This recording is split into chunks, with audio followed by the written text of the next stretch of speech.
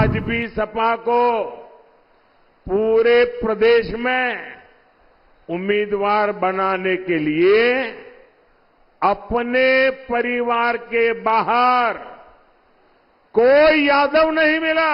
5 साल पहले कांग्रेस का शाही परिवार चुनाव के समय मंदिर मंदिर घूम रहा था।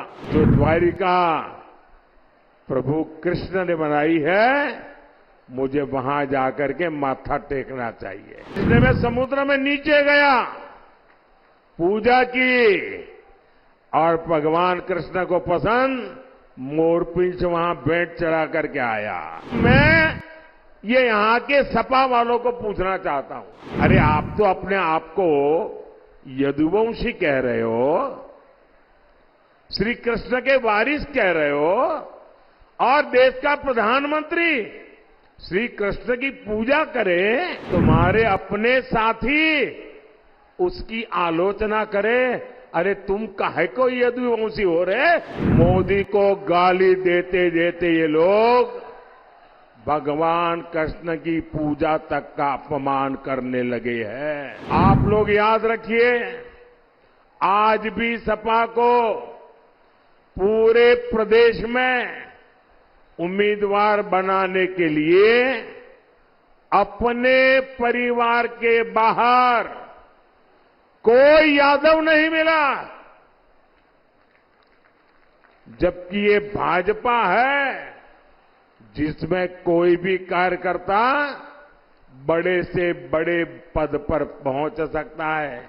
और इसीलिए आज मध्य प्रदेश के मुख्यमंत्री हमारे मोहन यादव जी मुख्यमंत्री जी के नाते मध्य प्रदेश को दौड़ा रहे हैं।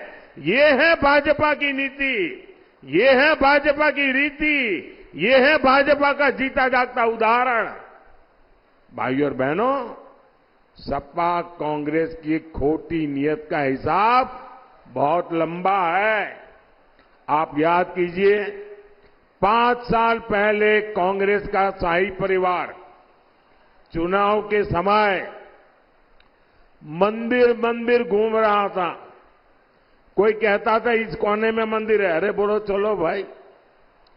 कांग्रेस के शहजादे ने तो कोट के ऊपर जनेऊ तक पहन लिया था, लेकिन इस बार मंदिर के दर्शन बंद, कोट के बाहर टंगा जनेऊ उतर गया।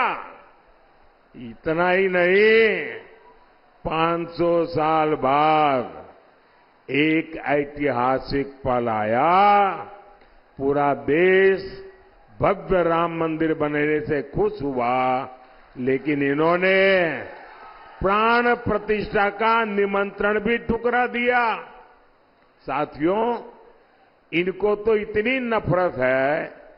अभी मैं द्वारिका जी गया था गुजरात में, और आपको मालूम है पुरातत्वविद कहते हैं कि भगवान श्री कृष्ण की जो द्वारिका है वो समुद्र के नीचे डूबी हुई है। तो पुरातत्वविदों ने खोज के निकाला है। तो मेरा मन करता था कि जो द्वारिका प्रभु कृष्ण ने बनाई है, मुझे वहां जाकर के माथा टेकना चाहिए।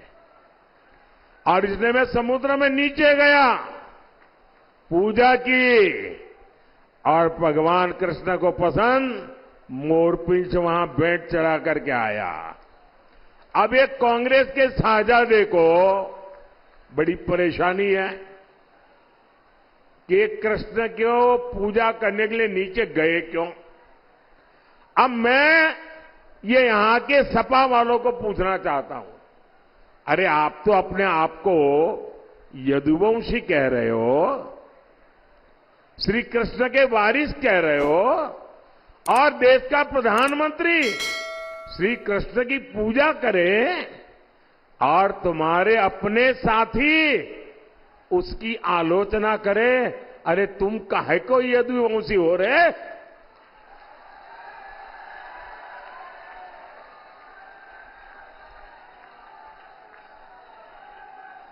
उनको पूजा भी नौटंकी लग रही है। मोदी को गाली देते देते ये लोग भगवान कृष्ण की पूजा तक का अपमान करने लगे हैं और ये यदुवंशी उनकी आरती उतार रहे हैं। आपको शहजादे की आरती उतारनी है तो उतारो, मोदी तो श्री कृष्ण की आरती उतारेगा उतारेगा उतारेगा। पहले उन्होंने कहा कि द्वारका में समुद्र के बीच कुछ है ही नहीं। अब कल उन्होंने फिर कृष्ण पूजा का मजाक उड़ाया। इन्हें आपकी आस्था से कोई मतलब नहीं है।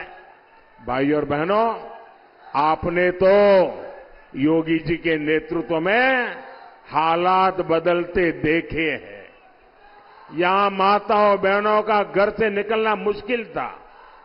व्यापारियों से रंगदारी, फिरौती, जमीनों पर कब्जा आम बात थी। सपा राज में नारा चलता था, खाली पट्टा हमारा है। यही नारा था उनका। कहीं भी अपना झंडा गाड़ दिया करते थे। उत्तर प्रदेश को इस स्थिति से निकालकर योगी जी ने उत्तर प्रदेश के उज्जवल भविष्य की गारंटी दे दी है। ये जो क्षेत्र कट्टा फैक्ट्री, कट्टा बनाने का काम, अब आज देखिए कमाल, यहां डिफेंस कॉरिडोर बन रहा है। आज यहां के वस्त्र उद्योग और कन्नौज के इत्र की को नई पहचान मिल गई है।